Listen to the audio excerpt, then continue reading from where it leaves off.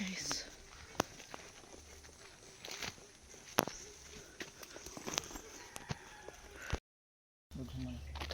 Hindi pala baka nakakuan.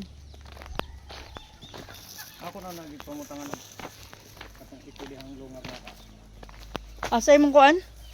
Lalungan? Ha? Asa imong tanuman? Diha baba. Nagin diha di makulito sa tanam mo kay. Imo nagikuan. Gi unsa? Ako Lungar ka. tagaan. Oh, mana? Daghan banig sulod kay punan. Igo ni. Kumana pakaon na no? Baboy? Kumana?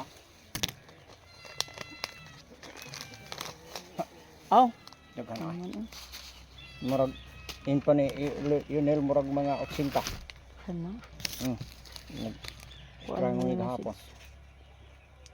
Sa kuan ni kanang magribit. May motorok na ni tanan do na araw. Lagi. Pero bago na niya lang stock man.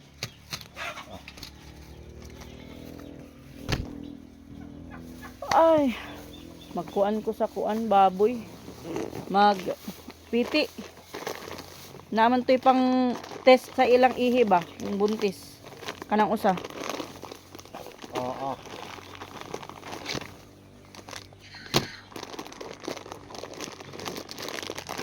Ngino to si Alvin kagahapon nga.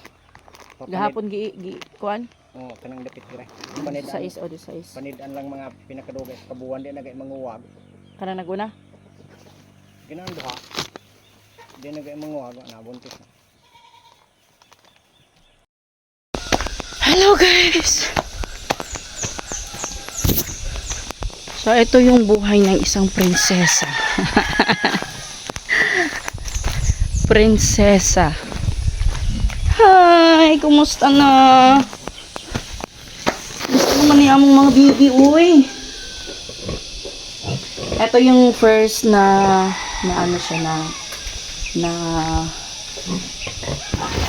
AI. Tapos, ito naman, nung kahapon lang, bago lang, no? Para natulog. Tapos ito, hopefully, sana sana buntis na po siya. Kasi hindi pa natin malalaman pag wala pang isang buwan mahigit kung buntis ba siya o hindi. Kaya bumili ako ng pregnancy test para ma-check if buntis na ba siya o hindi. Para mapaluapan. Tapos, magtatambay siguro ako dyan. Siyempre, prinsesa ako. Dapat nasa gitna ako. Charot-charot lang.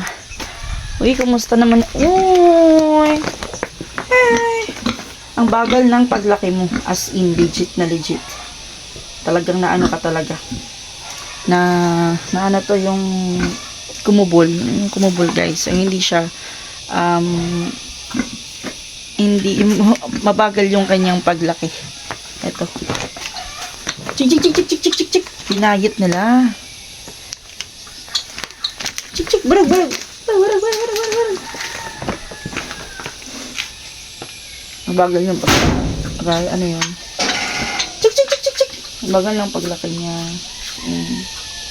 Maramdam ko yung pagbagal ng paglaki niya. Kasi ito, 3 months na ata to sa akin. January, February, March, April, May. Yung 3 months na to, dapat malaki na to siya. Dapat yung kilo nito is nasa mga 60 kilos na to. Kasi yung dalawa na yun, kinuha namin 3 months na. So, in total, 3 months. Tapos, malaki na siya, kasi malaki. Yung nagtitimbang na siya ng 65 to 69 yung isa. Yung isa kasi malaki. 66 pala, 66 to 69 yung isa. So, eto, maliit. So, ano siya, pasmo. So, yan dapat yung iwasan na yung baboy na pasmo. Ano kasi yung magpapakain nito. Pupunta dito alas 8. Tapos, minsan mga almost 9. Ayan yung nangyayari sa baboy. Hindi ko alam kung ipapatuloy ko pa to kasi parang maapektuhan yung kanyang halimbawa pag mabuntis siya, maapektuhan. Kasi hindi tama yung paglaki niya. Plano pa naman ako Hindi ko alam kung ano yung gagawin ko. Kasi pag ibenta ko to, lugi ako eh. Luging-lugi ako dito kasi maganda yung quality ng baboy. Ano niya, yung tangkad niya, pero yung paglaki niya mabagal. Kasi hindi sapat yung nakakain niya. Kasi dinayet ba naman nila, hindi nila pinapakain ng tanghali. Maliit pa to eh. Okay lang yung yung gagawing inahin, hindi papakainin ng tanghali. Pero ito, pa siya, kumbaga baby pa siya. Biik pa siya. Ayun. Okay sana mag-diet. I-diet na yung baboy kapag 3 months na, 3 to 4 months na or 5 months. Hindi na papakainin ng tanghali para hindi lumaki. Pa siya, nasa grower stage pa siya eh. Wala na akong magagawa ko lang nalaman. Mga last month ko lang nalaman na hindi na pala pinapakain ng tanghali. Napansin ko ang bagal ng paglaki niya.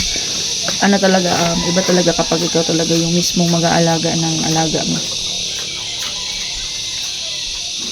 Kasi parang mag-aano ka, iba yung pag-aalaga ng may-ari kaysa sa ipapagkatiwala mo lang.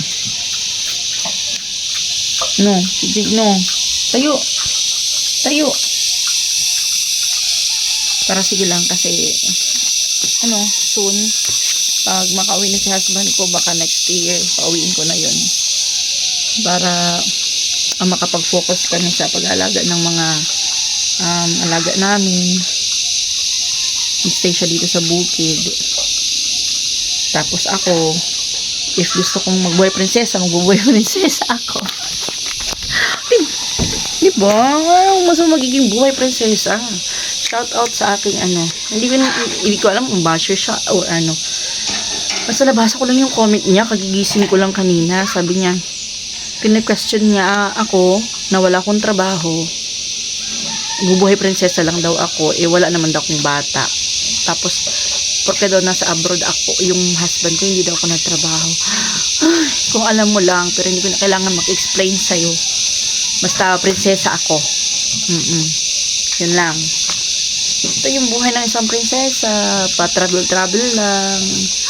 Pa-bukid-bukid lang. Papunta-punta lang ng Europe. Nakakatuwa. As in. Tayo! Bakang ko sana yung pag-ihingi. Kaso lang, nakuha ko ng upuan para doon ako malang. Kailangan yun. Sanay na ako sa amoy. So, ayan guys. Ini-check ko rin yung aking mga mais. If malaki na ba? Malaki na siya. Next month, first week, mag-aabuno na si Nonoy. So, si Nonoy yung in charge dito sa bukid ngayon.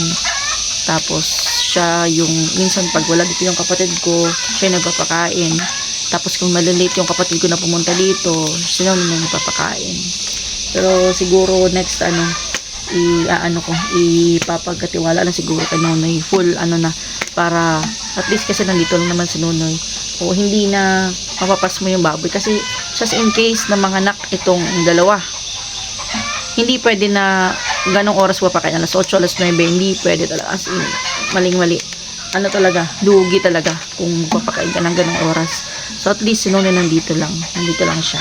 Yung problema lang kasi pag nag-inom si Nonoy. So, yun lang talaga yung problema ko. Pag nag-inom siya, kasi syempre, pag maglasing siya, hindi siya makakapagpakain ng baboy. Possible malit yung pagpakain ng baboy. Yung ganun. Kaya yun yung iniwasan ko. Pero siguro, pag busy na si Nonoy, hindi na siguro niya may isipan na maglasing. Or, okay lang iinom siya. Pero, hindi niya iisipin na maglalasing siya. Kasi pag nalasing siya, hindi niya mapakain ng baboy. Siguro, baka magano na siya. Baka mag-iba na siya. Kasi busy na siya eh. Meron siyang, yung kambing nandito din. Yung kambing ni mami nandito. 2. Tapos, buntis yung isa. Then may mga manok pa, yung mga manok ni ate. Tapos hindi baboy pa. O sa all day, mabibisi siya. So wala na siyang time mag-inom. Kasi pagod na siya. Yan na. Kaya baka kay Nonoy yung pag-aalaga talaga. Siya na yung mag-aalaga. And then yung kapatid ko, tagahatid na lang siya ng pagkain. ng pagkain ng baboy, tapos ang supply ni Nonoy dito. Yun na lang siguro, para at least hindi malilate ng pagkain, kasi importante talaga yung hindi talaga malate yung pagkain, tapos sakto yung kanilang pagkain. Kasi meron silang sinusunod dapat na na may guide sila na sinusunod. Ay, halimbawa ito, age feeding, may feeding program. So yung age 96 to 120 days, hindi ko lang alam. Basta meron kasing guide, meron ako nasa save sa picture ko. May kung halimbawa starter, kung starter pa siya, as in pre-starter kunti lang, yung mga ganito lang kasi pa tapos pag after ilang days, so switch na kayo ng pre-starter, tapos hanggang sa mag-switch na kayo ng grower, tapos hanggang sa finisher, tapos ganun kung gagawing inahin, balik sa grower, yung ganun. After kung sakto na yung buwan niya, pwede na siyang i-diet, babawasan yung pagkain niya, isa-switch sa ibang pagkain, yung mga ganun. So, mag-start muna kami sa isa, dalawa, para at least kumbaga mga pag-aaralan pa namin. Mahirap kasi pag magbibili ka kagad ng madaming baboy, tapos hindi natin alam, 'di ba? Kaya okay yung ganito, pa isa-isa, dalawa, tapos paunti-unti lang. Pero ba't di kita matayo? Tayo ka muna dyan. So ayun, hindi lang yan talaga, hindi naman may talaga, may error minsan, hindi maiwasan, lalo na't na hindi tayo yung nagpapakain talaga. Okay lang, at least na ngayon na kumakain na siya ng tanghali. So dapat to sa isang araw 3 kilo talaga, every kain 1 kilo. Ito siya, kasi nasa grower stage na siya. Ito okay lang dito sa kabila, kasi yung kabila binili namin siya, malaki na. So pwede na siyang hindi ka na mag-worry kung papakainin mo siya hindi mo siya papakainin ng tanghali. Pero itong isa, kailangan talaga pakainin. So mga ilang weeks or siguro month ko na nalaman na hindi na pala to kumakain ng tanghali. Diba? Nakakalungkot, nahihinayang ako kasi ang mahal ng pagkabili ko nito, 6,000 bit pa lang. Good quality kasi itong nabili ko. Good quality to. Pig!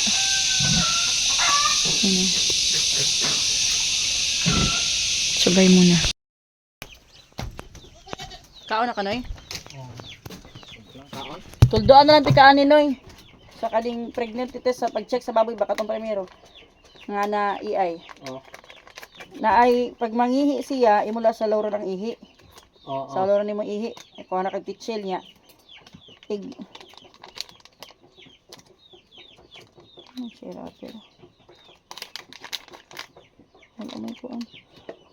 Inig mangihi siya, Noy, pwede rin yung patakan dire, gamay ra.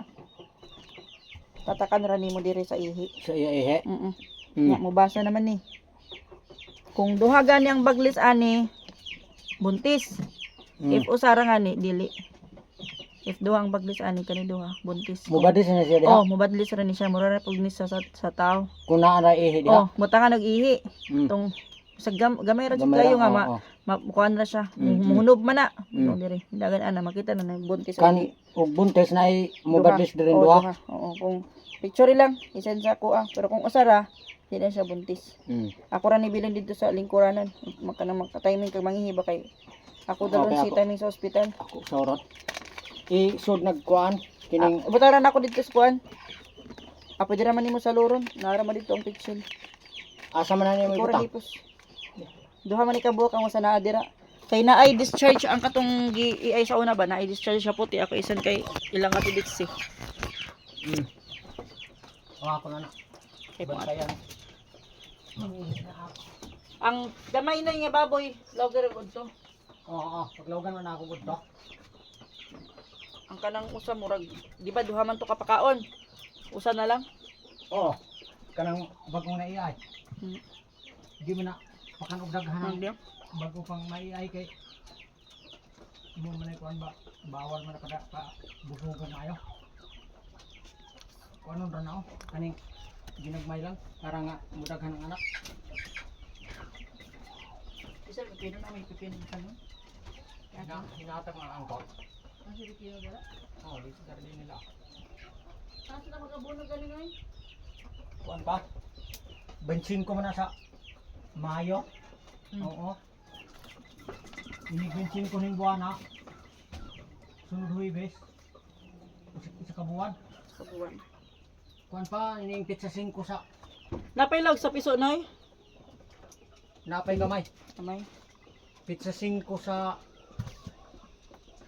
Hulyo. Kulyo. Oh, Sige, pagkuan hindi kay napos. Patos ako doy. 40 ka adlaw. Oh, Asa man dadun si taming sa sa Lusudra? dili sa ospital na daw kay wala pa man na nagkuan. Nadako daw ang bata mo na nanawag ang taga barangay ipa-refer na lang dito sa Danao na lang kay wa may doktor dira ang magpaanak midwife ra man. Oo. Nya dito at least nay doktor. Mao nga adto na lang namon nya di man mo kuan mo ko. Kuyugan. Kuyugan.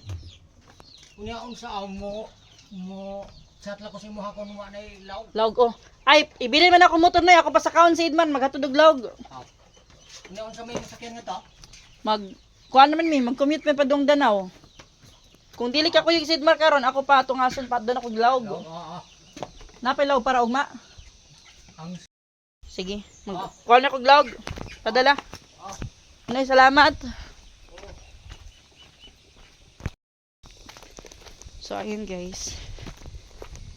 Mababa na ako dahil tumawag yung taga barangay sa aking BHW sa barangay namin na kailangan daw dalhin na si Taming sa ospital dahil hindi pa siya nanganganak, 1cm pa rin, kaya mas okay na doon na rin siya sa ospital mga nakatis may doktor. Gusto kasi sa lying in na papanganakan sana ni Taming midwife yung magpapanak, walang doktor, so at least sa ospital meron. Okay lang naman pag pag normal lang. Tapos yung kaya nilang paanakin, pero yung si Taming kasi yung baby niya malaki. Ano? Ang hulog ito, waves.